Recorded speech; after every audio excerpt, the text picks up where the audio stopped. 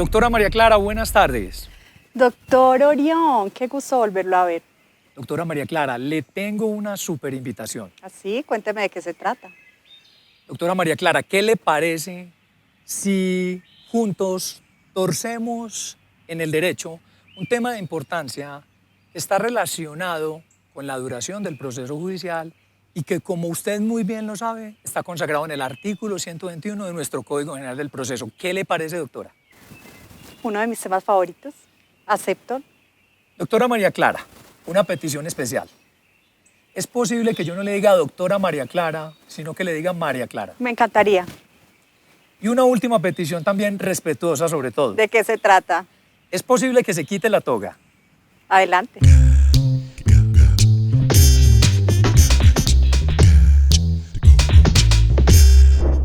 ¿Se cumple o no se cumple el término establecido en el Código General del Proceso, en su artículo 121, en relación con la duración del proceso judicial?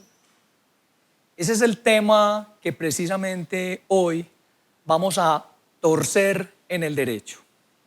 Y nada mejor que hacerlo con una excepcional y magnífica funcionaria jurisdiccional, la doctora María Clara Ocampo, juez 13 civil del circuito de la ciudad de Medellín y profesora de Derecho Procesal Civil en la Universidad de Medellín. Doctora María Clara, bienvenida y gracias por aceptar la invitación. No, Orión, para mí es un placer estar aquí contigo y que torzamos el artículo 121. Perfecto. Entonces, doctora María Clara, María Clara. En eso quedamos. En eso quedamos. De alguna manera, el plazo establecido en el artículo 121 habla de 1 año, el cual es prorrogable por el mismo funcionario jurisdiccional 6 meses. Desde la práctica, usted como juez, ¿qué tiene para decirle a nuestros estudiantes de las facultades de Derecho en relación con ese plazo razonable y con el ser humano que tiene a su cargo ese plazo razonable en relación con la duración del proceso judicial?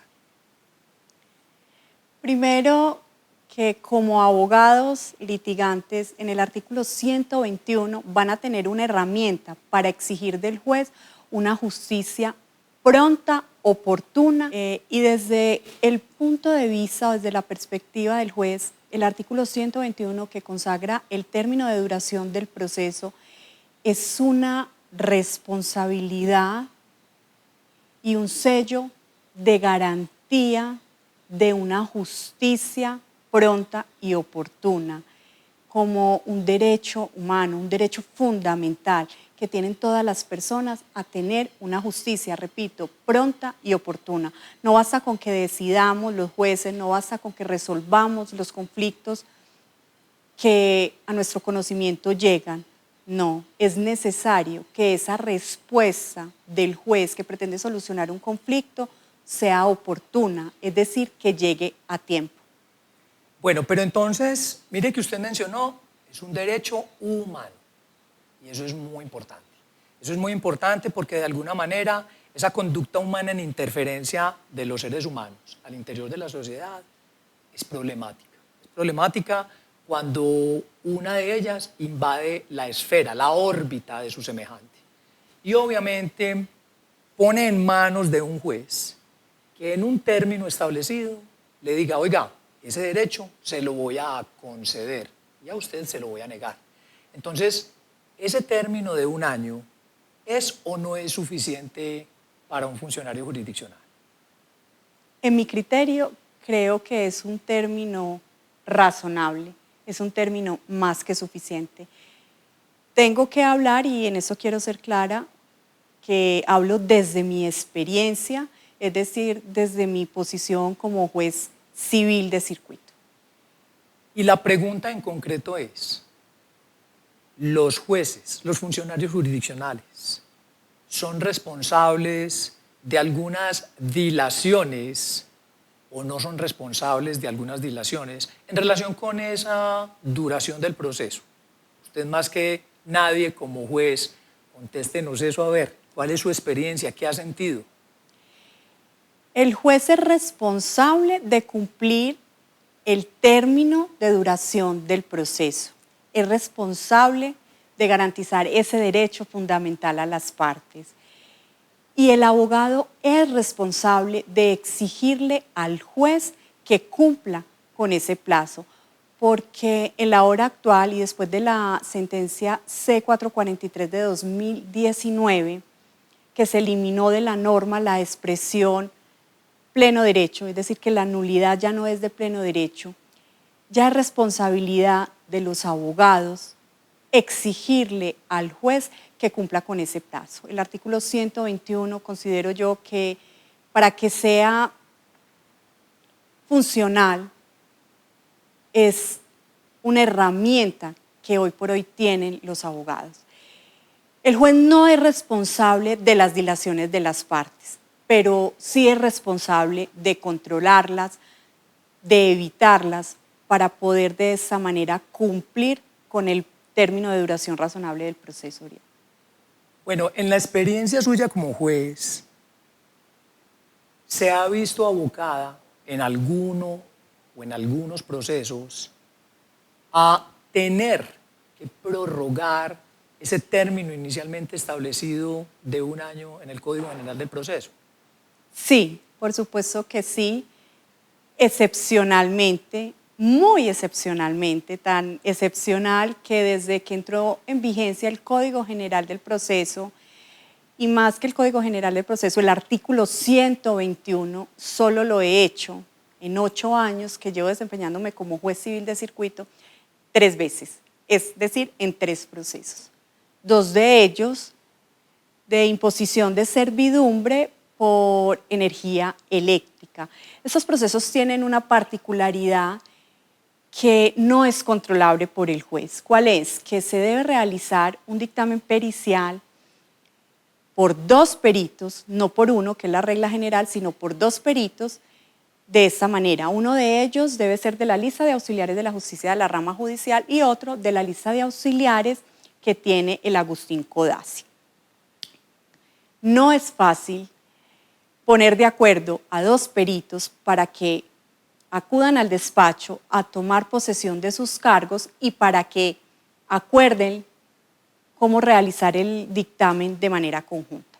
Entonces es una situación que escapa al control del juez y ha hecho o produce que se tenga que prorrogar el plazo de duración razonable.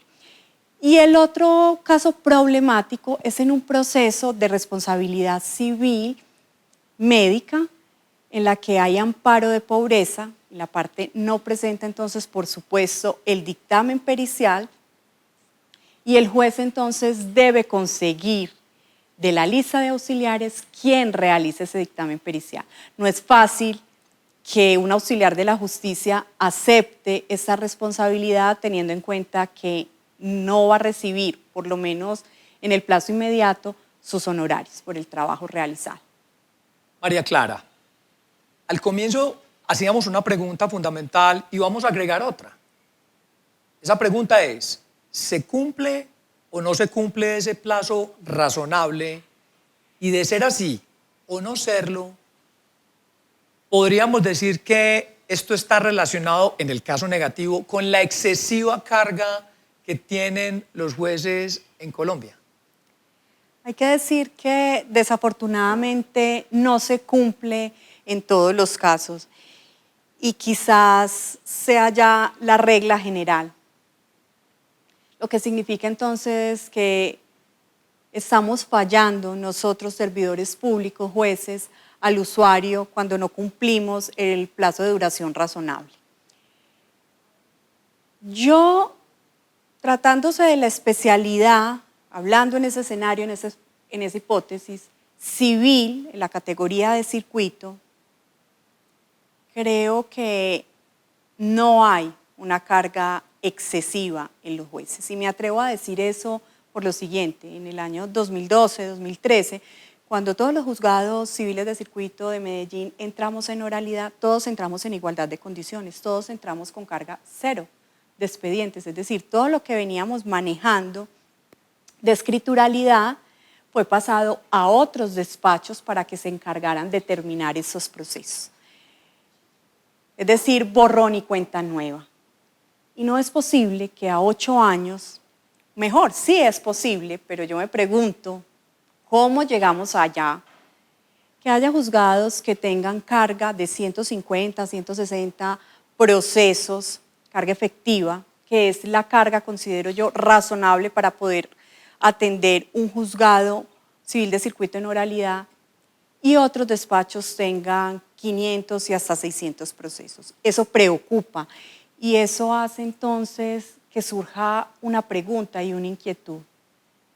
¿Dónde está la dificultad para cumplirle al usuario, para garantizar ese derecho humano de una justicia pronta y oportuna? Y creo que después de haberle dado muchas vueltas, yo ya tengo la respuesta clara en mi cabeza. Es factor humano, no es factor externo como congestión. No, repito, y en eso quiero ser muy clara, Orión, hablo desde mi experiencia como juez civil de circuito, especialidad civil en la categoría de circuito. No puedo hablar desde otras áreas o especialidades, a pesar de que la Corte Constitucional haya dicho recientemente en una T que este plazo de duración razonable, lo cual aplaudo, con lo cual estoy de acuerdo, aplica también para los procesos laborales. Pero no puedo opinar sobre un escenario en el que no he actuado. Pero desde la especialidad a la que pertenezco y la categoría a la que pertenezco, he llegado a la conclusión de que se trata de factor humano, no de factores externos como la congestión o factores técnicos como la norma o falta de facultades o poderes al juez, no. Los jueces en el Código General del Proceso tenemos absolutamente todas las herramientas necesarias para poder cumplir con este mandato del artículo 121. Entonces podríamos concluir, María Clara, que de alguna manera ese plazo que consideramos razonable desde que el legislador prescribió y creó esa norma, es un plazo que garantiza calidad en la sentencia que es emitida por un funcionario jurisdiccional. El plazo necesariamente no garantiza calidad, pero tampoco se opone a la calidad, por supuesto. Lo que garantiza el artículo 121 del Código General del Proceso es el derecho humano a una justicia pronta, oportuna y eficaz.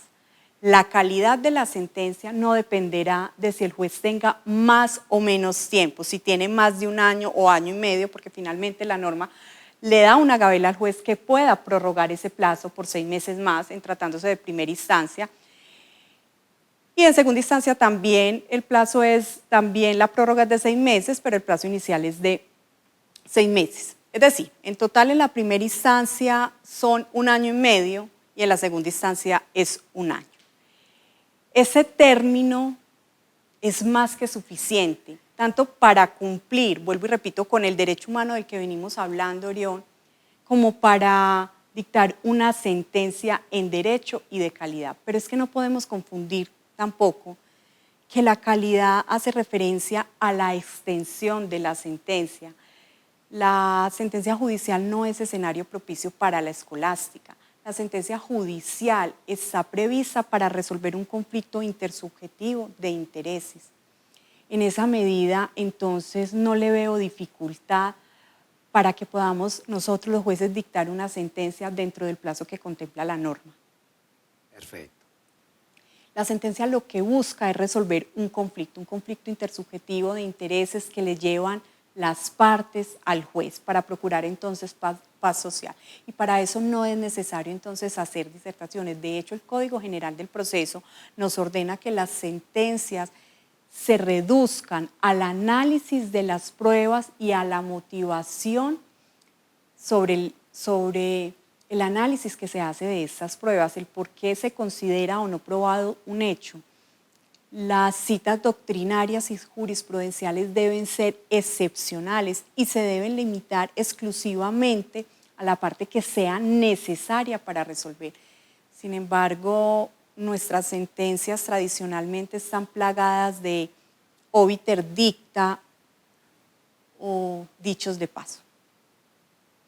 Entonces, hay una cosa que es importante aquí y es la siguiente. María Clara, el factor humano, como lo ha mencionado, yo creo que es muy importante. Pero también tenemos que señalar que ese factor humano del juez se enfrenta a casos difíciles. A casos difíciles que de alguna manera se salen de esa esfera de dominio del juez, diría yo en mi ignorancia, porque no soy funcionario jurisdiccional. ¿Qué tienes para decirnos al respecto? Que el plazo de 1 año y medio que contempla la norma es un término más que suficiente para decidir aún los casos difíciles. De hecho, los casos que no son difíciles se resuelven mucho antes del año, normalmente en 6 meses, 5 meses después de integrado el contradictorio. Pero por supuesto que cuando hay casos difíciles, estos casos demandan más tiempo. Pero por más tiempo que demanden, no es necesario más allá de 1 año y medio. Si al juez no le alcanza 1 año y medio para resolver un caso difícil, no le va a alcanzar ni 2 años ni 3. El tema es de personalidad, de factor humano. El juez tiene siempre que decidir, tiene que tener ese carácter y tiene que tener claro, aún a riesgo de equivocarse, tiene que tomar una decisión. Y por supuesto, a veces nos equivocamos los jueces. Afortunadamente hay eventos en los que nos pueden corregir nuestros superiores funcionales, la segunda instancia. Pero vuelvo y repito, el juez siempre tiene que decidir. Y me dirán, pero es que hay casos verdaderamente muy difíciles. Claro, por supuesto que sí, es que yo los he tenido. Pero mira, desde que a uno le presentan la demanda, se está empezando a formar el objeto del litigio. Una vez el demandado contesta la demanda, está completamente expuesto el objeto del litigio. Está fijado el marco en el cual el juez deberá desenvolverse, es decir, principio de congruencia. Desde la presentación de la demanda hasta este momento del que estoy hablando, transcurren meses.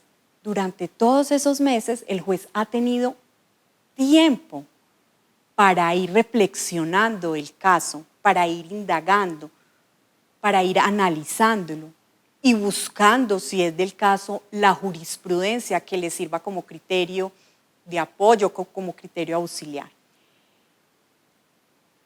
Muy bien, pero entonces voy a hacer otra pregunta. En el caso específico suyo, usted ha tenido casos difíciles. Yo Por supongo supuesto, que así es. todos los jueces los tenemos. ¿Y alguna vez se ha sentido, digamos que, no tan segura, no con tan su carácter, pero no por usted, sino por el caso en específico? Es decir, hay casos en los que usted tiene sus dudas y que no le permiten avanzar tan rápido como quisiera, o eso no le acontece a un juez. No, por supuesto que sí. Es que, repito, nosotros somos humanos. Nosotros, o por lo menos yo soy consciente que me equivoco. Así tenga la autoridad de juez, yo soy consciente que me equivoco. Por eso en esos casos difíciles sé que tengo que estudiar más, que debo esforzarme más. Son casos que por lo general están planteados desde la presentación de la demanda. Desde que uno estudia la demanda uno dice, uy, por Dios, este caso es bien difícil. Este caso es bien difícil. Y cuando llega la contestación de la demanda, confirma que el caso está bien enredado o quizás se esclarece un poco el asunto, el objeto del litigio, pero por supuesto que sí, pero finalmente siempre hay que tomar una decisión. Pero usted ahí no le atemoriza el plazo. O sea, cuando a usted se le presenta un caso de esos que uno diría, este es un caso muy duro, usted ni siquiera piensa en ese plazo. No. No, ese no es como una... ¿Sabes cuál es el temor mío a la hora de pensar en que yo tengo que cumplir el plazo, que se me activa una vez se ha integrado el contradictorio completamente, es decir, se ha notificado el último demandado? Cuando empiezan a interponer, interponen excepciones previas, recurso de reposición en contra del auto admisorio, mandamiento ejecutivo, en fin, y empieza uno a tomar una serie de decisiones y empiezan a interponer recurso de reposición y en subsidio apelación y entonces resulta que no tiene apelación y entonces interponen reposición y en subsidio queja en contra del auto, entonces se empieza a alargar todo ese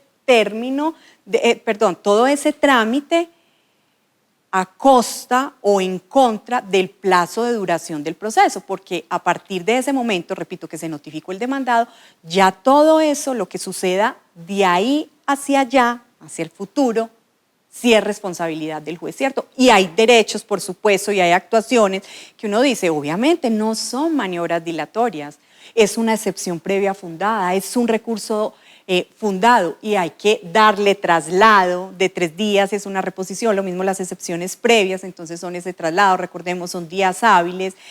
Si hay que decretar pruebas, por ejemplo, en esas excepciones previas, bueno, es todo un mundo que a uno se le empieza a volver a uno un mundo el proceso, eso es lo que a mí me angustia. Sin embargo, entonces cuando eso sucede, yo a esos procesos les marco, yo tengo una tabla de Excel en donde llevo el control de todos mis procesos, entonces cuando yo ya veo que el proceso está teniendo más trámite de lo normal y que ese tiempo me está corriendo a mí, entonces yo lo subrayo en rojo y yo ya sé que tengo que estar más pendiente. ¿Y cómo entonces controlo eso? Me preguntarán. Entonces yo ya sé que si le llegó el recurso de reposición en contra del auto admisorio, inmediatamente le digo, ya, o sea, mañana corramos el traslado, ¿cierto? Ese es un paciente urgente. Exactamente, Irene, ese es un paciente urgente. Y entonces sé cuándo se vence y le cuento, bueno, si mañana sale por traslados, tal día, el lunes, por decir algo, de la otra semana, se venció el traslado y ya puedo resolver el recurso de reposición. Entonces el lunes yo le estoy preguntando a mi secretario, a mis colaboradores, hey, ojo con ese proceso, recuerda que hay que resolver la reposición. Entonces estoy más pendiente, pero sin duda alguna el término de 1 año y medio es precisamente, y creo que lo contempló el legislador pensando en los casos difíciles, porque los casos que son sencillos los podemos sacar perfectamente antes. Perdón que sea tan reiterativa en esto, pero no quiero, ni más faltaba, de pronto herir susceptibilidades. Repito, estoy hablando desde la experiencia de los jueces civiles de circuito. Correcto, perfecto. Bueno, María Clara, brindemos por ese artículo 121 del Código General del Proceso, brindemos porque quien nos habló hoy fue una juez de la República, que a mí me parece fantástico. Una servidora pública. Una servidora pública, ella lo ha dicho. Salud entonces. Salud. Y yo agregaría, brindemos por un proceso más humano. Brindemos por el derecho humano que se consagra en el artículo 121. Muy bonito eso que usted ha dicho, un derecho humano. Y yo creo que eso es fundamental. Cuando vemos en el otro a una persona, cuando el eje es la persona, entonces yo creo que el derecho tiene todo el sentido. Así es. Bueno, vamos a finalizar entonces salud. Y vamos a finalizar entonces con un mensaje para nuestros estudiantes de las facultades de Derecho. Usted es una juez de la República y muchos de sus estudiantes y muchos de los estudiantes de las facultades de Derecho van a ser jueces de la República. Entonces, de alguna manera, este es un buen momento para que usted, como juez de la República, le dé un mensaje a todos esos estudiantes de las facultades de Derecho que algún día quieren llegar a ser jueces como usted. Qué bonita esa oportunidad que me das, Orión. Yo le apuesto al futuro, a los estudiantes, a los futuros abogados. En ellos está la misión de revolucionar el derecho.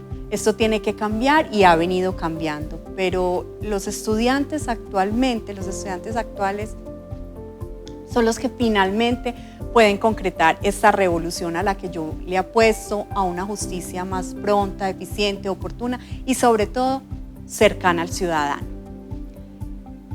Les voy a hablar como María Clara. Los jueces, primero que todo, somos personas, somos seres humanos. Yo tengo una filosofía de vida. Primero, soy buen ser humano, soy buena persona y después soy buen profesional.